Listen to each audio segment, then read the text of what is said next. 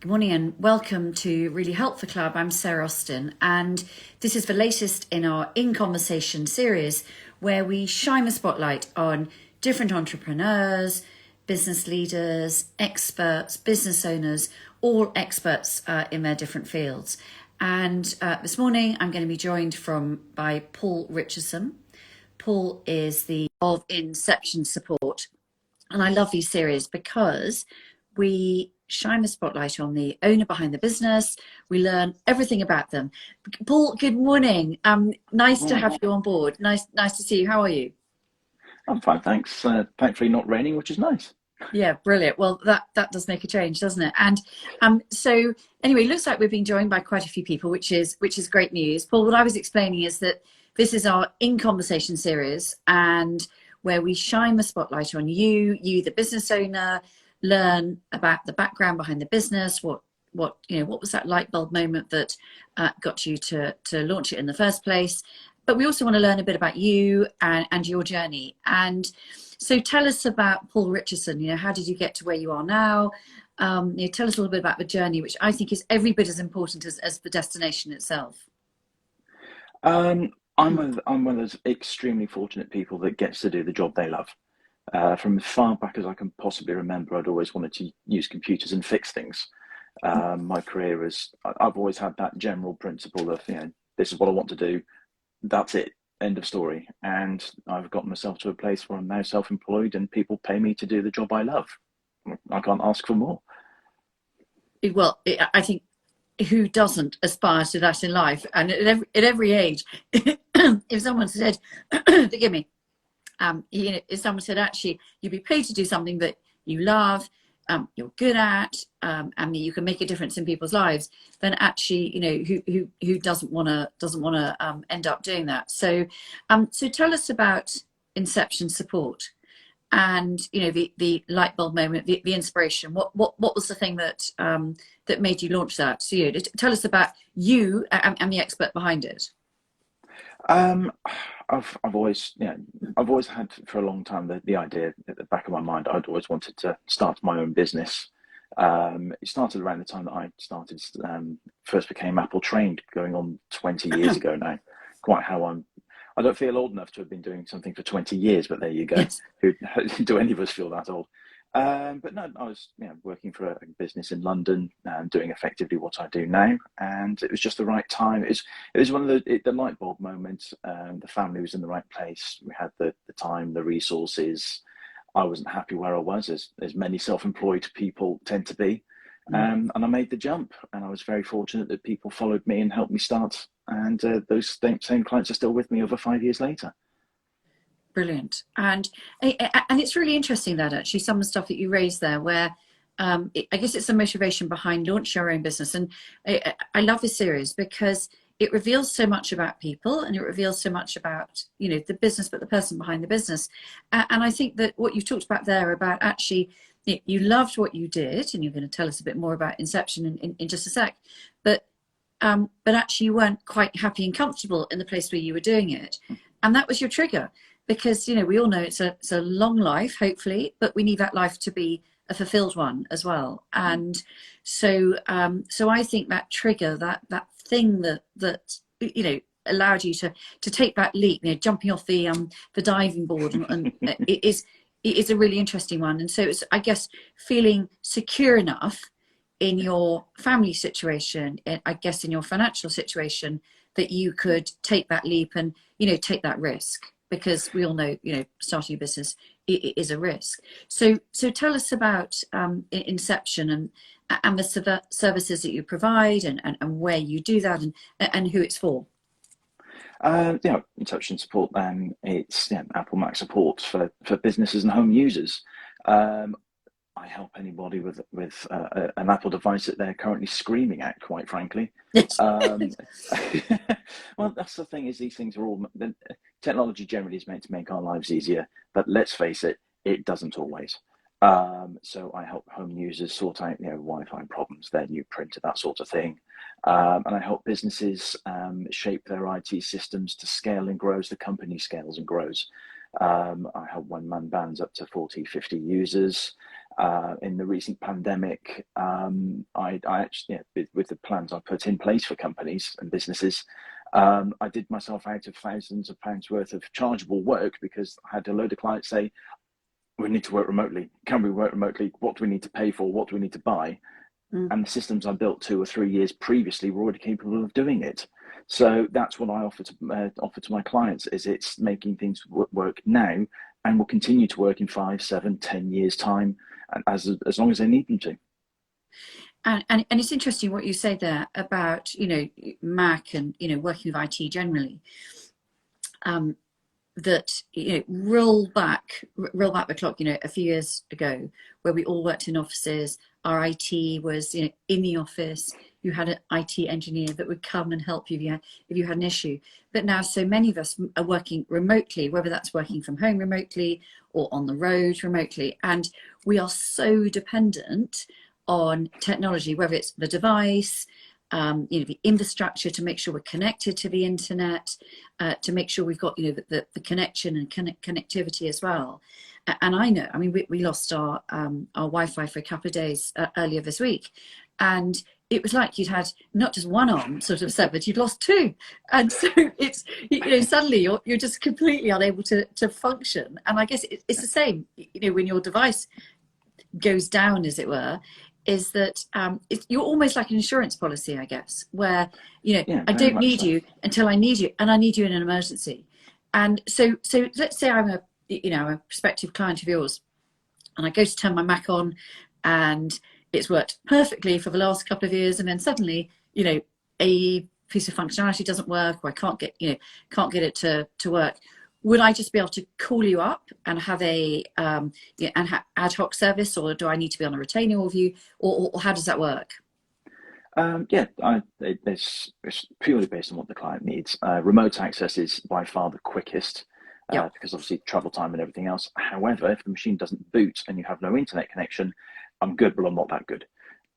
So sometimes if you need me out to, if your client needs me to come out, then that's what I'm able and happy to do. A lot of the time, I can sort things remotely, reasonably quickly and simply. As always, it's knowing where to hit the machine, rather than everything else. But yes, as you said, pay as you go, retained. I am an insurance policy. It's like your car insurance. It's one of those things you really don't, think, I kind of begrudgingly pay it, but when you need it, you really need it. Yeah. And a lot of the time people say, thank you for your help. I really do I'm thankful that, I've found you. However, I really hope I don't have to call you again because something else has gone wrong. So I was like, yeah, thanks, I think. Yeah. So an IT troubleshooter is, a Mac troubleshooter is, the support for everything that you could need with your Mac, and which again is really interesting because it's so important. My apologies there. Did your internet just go down a second? Yeah, my phone did. Yeah, I don't know. Somebody turn the Hoover on or something. I don't know. My apologies. It's very good to know that you can get issues in your house as well as I can, yes. In mine. Yeah, and it's never dull.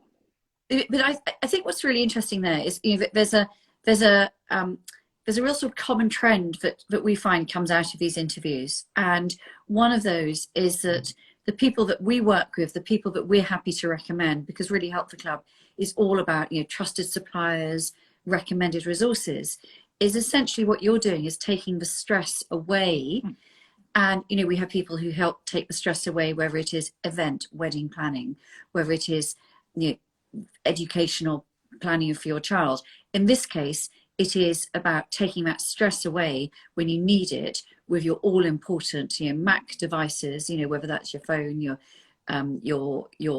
laptop, etc. Really, really important that we all use probably pretty much every day in our lives.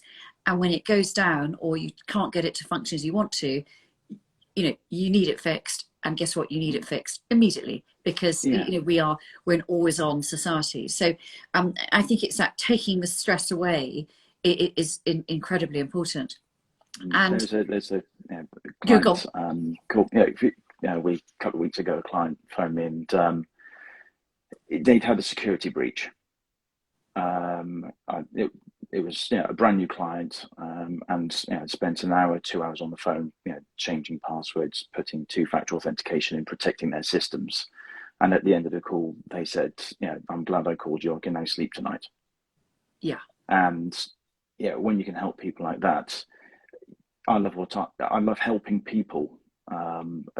It's always solving problems. I've got this type of mind that I need to solve problems. I love it, but actually being able to truly help people and make their lives that much less stressful, it's fantastic. Yeah, absolutely.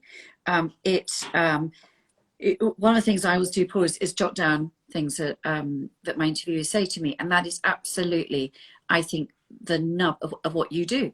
It is taking that stress out, and I know from from really helpful club members that have worked with you, that's exactly what you do. You help them, make their lives easier.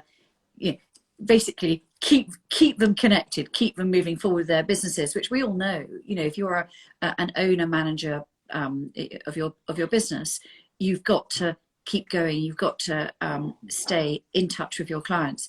But also, if you are, you're not running a business, you are just a user of these different devices, it's equally important to you. Maybe you've got to be staying in touch with your children's schools. You're having to manage your home life and your family life. And if you've got everything on your Mac device or on your phone, and suddenly it goes and collapses on you, you've got a disaster, and everyone's looking to you for can you sort that out? And and who better than to be able to come to you? So I guess the question is, there must be other people around who do what you do. How would you say that what you do marks you out? What's your USP? I think generally, a lot of feedback I have with clients is that I'm able to convey technical data, complex things, in a way that they can understand without making them feel that they are stupid. It's a big problem that I really, really don't like about certain, all industries to a large extent, but mine, it does tend to be a lot that, you tend to feel talked down to. I don't see it that way.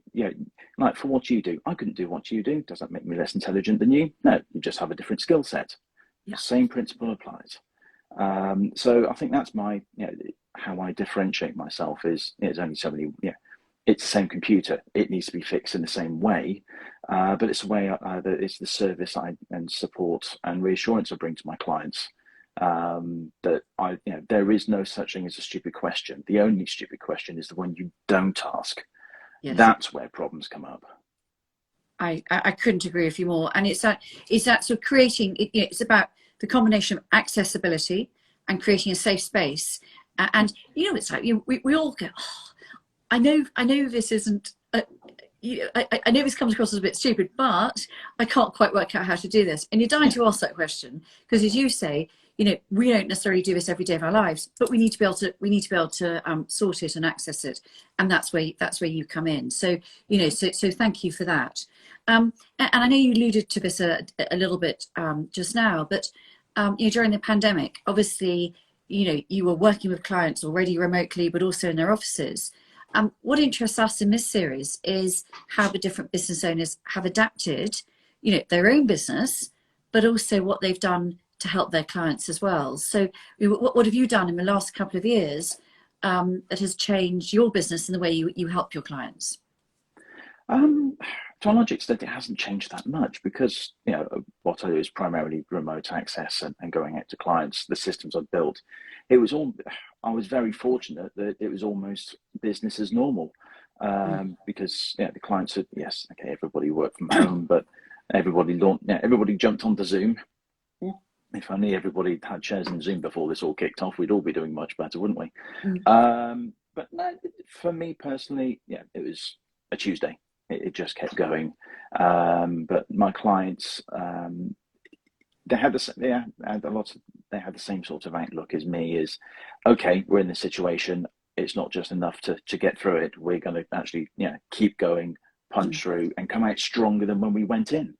And thankfully, a lot, think about it, all of my clients have come through this insanity intact, and well, with their own sanity still intact, to be fair, still in business, and everybody's getting back to and going face to face now. So no, it was a bit, it was different, it was interesting, but no, everybody's still here, thankfully. Good. And obviously, so going back to an earlier comment you made, where you were very happy in doing what you did, but you wanted to take that leap and launch your own business, and then you found yourself in a I guess with that opportunity to take that risk. And one of the things that we find fascinating in this series is to hear from you as a business owner about some of the things that you've learned. So what do you find is the most rewarding thing in running your own business? Managing my own time. If I want to take an afternoon off or a morning off or a day off or whatever to spend with the family, I can, and I do. With the tools I've got, I can support anybody anywhere. I don't have to be sat at my desk, so that works.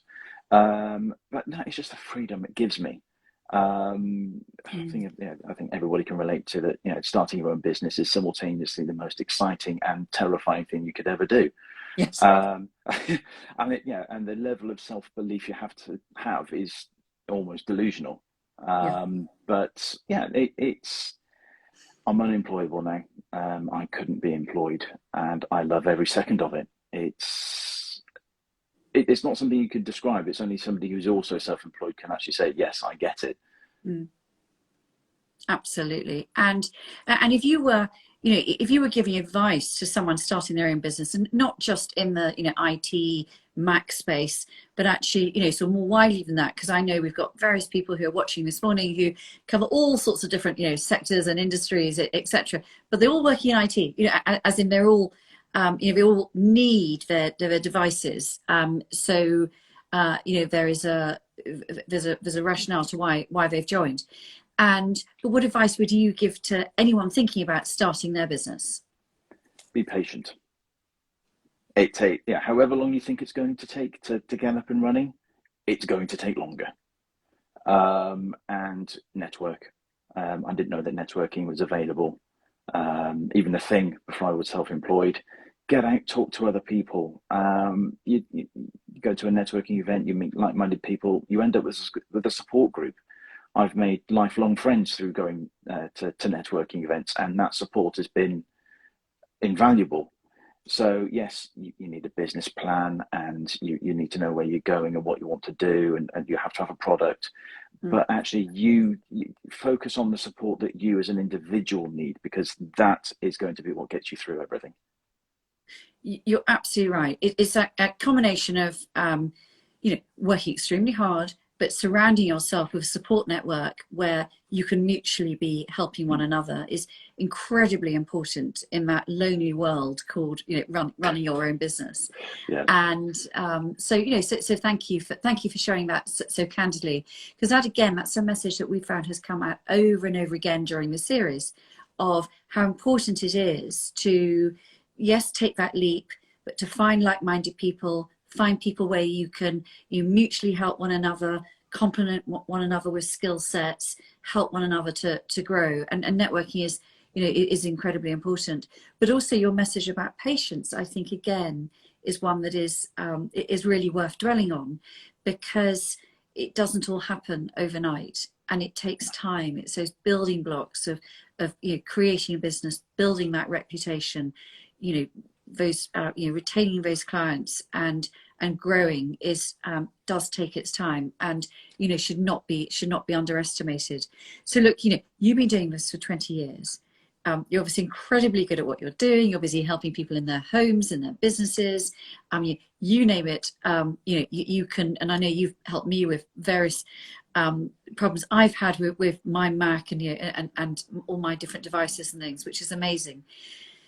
But if we were going to sort of look forward, and probably not another 20 years, but let's say another sort of 1 to 5 years, where do you think the conversation would go? What do you think you'd be telling us about where you take an Inception Support and you and your business? What do you think, looking back in the rear mirror, you would want to share with us? Um, well, I've just it's planned. I'm going to grow the business. I didn't start this to just be me. Yeah. I can't do things by halves. It's not in me.